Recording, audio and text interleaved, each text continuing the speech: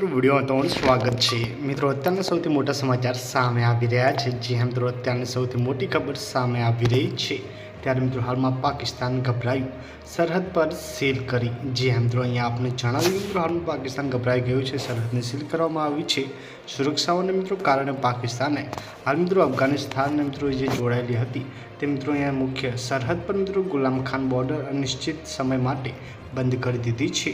ત્યારે મિત્રો અહીંયા આપણે જણાવી દઈએ કે સરહદ પર હાલ મિત્રો વાહનોને વૈકલ્પિક માર્ગોનો મિત્રો અહીંયા ઉપયોગ કરવાની સૂચના આપવામાં આવી છે। અને મિત્રો આ નિર્ણય જે છે ઉત્તર વર્જિનિયાના શનિવારે થયેલા આત્મઘાતી હુમલામાં મિત્રો તાજેતરમાં થયેલા અથડામણો બાદ લેવામાં આવ્યો છે।